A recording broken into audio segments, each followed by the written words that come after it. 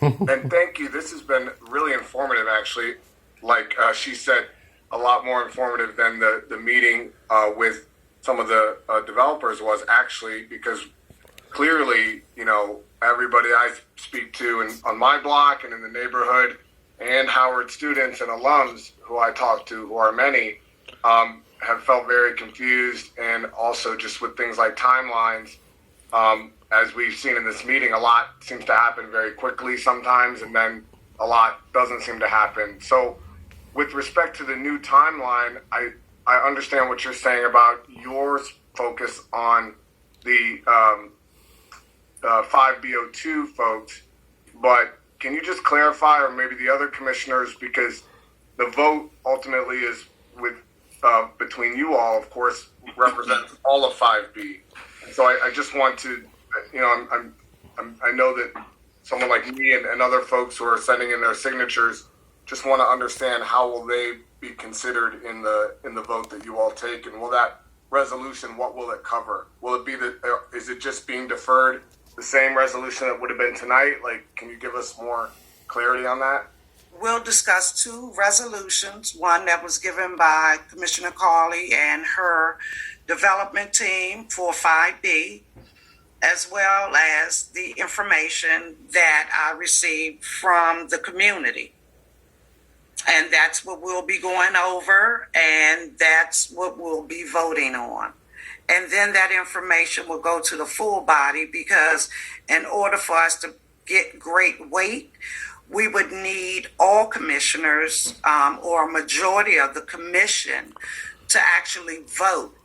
Just me doing a resolution does not hold that weight.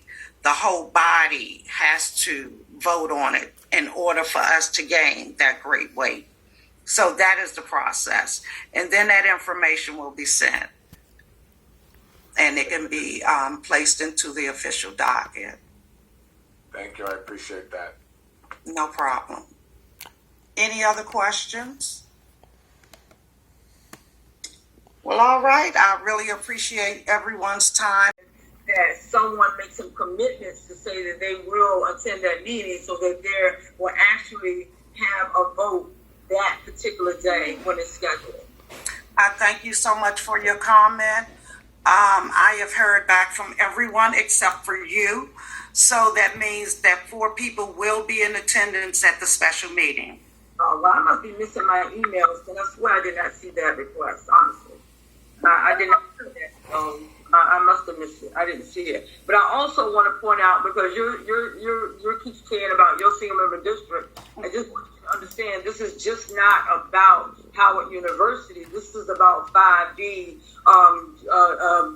that's going on, all over, and then the zoning, relief that they're trying, or the zoning restructuring that they're trying to do in 5B. Yeah, I thank you for that comment as well. But in terms of just what you stated, referencing just not what's going on in my single member district, but they also have properties which is in 5B05 as well as 5B04. So again, none of us have had ample time to go over or meet with our constituents in reference to the information that you sent the first thing this morning. So yes, it would be nice to receive the information in a timely fashion so we can intelligently go over the information and discuss the information, and then be able to properly come to a full body meeting and share it and go forward with the vote. But even if you would have received that information, you still are saying that you need to go out to your community, so it would not have made a difference either way. Well, I'll interject with that. I was one of the first people to suggest that we table this vote, because I, as 5B03, do not have a direct connection from an ANC perspective to this development, and as a result, I am not well versed on it. And so receiving a resolution at 1 a.m. the day of the vote makes it very difficult for me to put in the attention and commitment that something this serious deserves. I think 24 hours at a minimum, but ideally 48 should be a respectable amount of time. This is the second time that we've had a resolution of importance that has come before the commission with hours before a vote. And pardon me, because I am new, so I am still getting caught up on all of the zoning laws and other things, but it just feels kind of rushed to have this midnight rider at the last minute be tacked on. So I understand the point of having it go through 5B02 and the SMD there, but I think even more generally, had that happened, still having this come to us at the 11th hour just makes it really difficult. And I want to acknowledge that the constituents of the Howard East neighborhood that have put, like, I've gotten tons of phone calls and emails, and clearly the community is very impassioned by this, and it's very clear that this impacts them, and it's something that they care deeply about. And as a result, for all the work that they put in, I think it behooves us to also put in the same amount of effort and consideration into what they're bringing forth. And so I just don't think kind of having it come to us at the very last minute, almost with no time, I can't speak for anyone else, but I'll be honest, I barely had a time to skim it with our meeting starting at 6:30 today. It just doesn't seem like that's how we should approach something of this magnitude. No problem with that. And again, if I would not have gotten it in, then guess what? We'll be doing this after April, when, the council have already voted on it. So I think the whole objective was to get it in so that we can make sure that we get it to the council before they vote, so it can have some sort of, impact or, have a voice for those who are trying to ensure that, it's not rezoned, the areas that they have put in their comprehensive plan. I appreciate that. And I'll say that Commissioner Higgins probably won't toot her own horn, but she had a S&D meeting scheduled for later in April, and not only bumped that up, but also coordinated with the rest of us to make sure that all of us were available to get us all on board to be able to vote on this before the comments were due. So, I think that she went above and beyond to make sure to accommodate what was a rushed timeline that we all just were notified of today / at 1 a.m. So, appreciate the importance of this, and I think we are all aligned on wanting to get comments in time for this to be considered. I think it's just more of, Commissioner Carley, you had suggested a few weeks ago that you would have resolutions for our agenda, which I appreciate. I just think we need to, as a commission, kind of come together, have some guidelines on how far in advance we're going to get those to our colleagues. We can have some provision on how far in advance in order for us to have a vote. And trust me, if it was left up to me, you would have had it days ago. But since it was not, then I have to do what I can when I get it.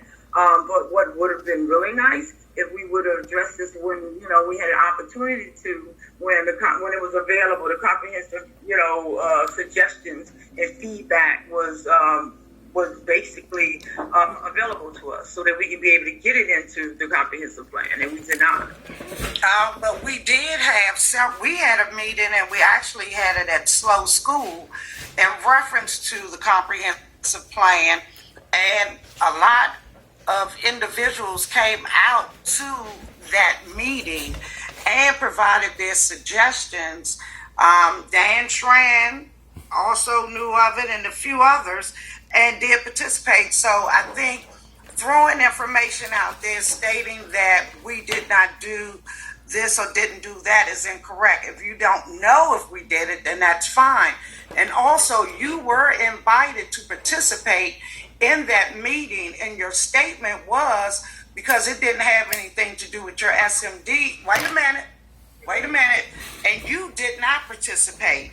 The people that participated in that meeting was Commissioner Jones, Commissioner Amin.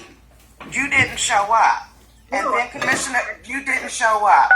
But we're not going to argue back and forth about what took place and why it didn't take place. And because all for the orders of the day.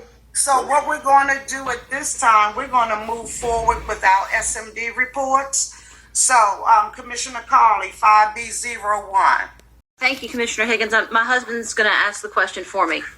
No problem. Well, thanks. It was good to see you. Good to see you, Commissioner Higgins. Thanks so much for having us on this, and thanks for having the meetings that we've had on Howard before. I just had a quick question on the single district meeting that you're going to have where you want to have the vote. I wondered, because I've not participated in sort of a vote at these meetings before. Could you explain what the process is and like how who gets to vote? How do we get to vote? And then how do we, in verifying addresses, etc.? Okay, so this is a new process for all of us, so I'll give you that. And there's been a number of avenues that have been utilized to like do polls within the virtual meetings. So I am having someone to assist me with that.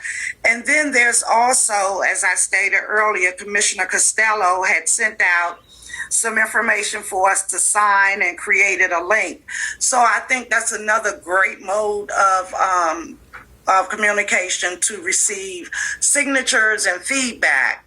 And then someone had also asked about how will we get our elderly population and others informed and that they're able to participate. So we will have to get some volunteers. I mean, you guys have been fantastic. Some of you have been going door to door, knocking on doors. Yep. And this is the time for you to assist in that area as well. Sure thing. I mean, you've been so proactive in, getting the other information out, collecting signatures and such.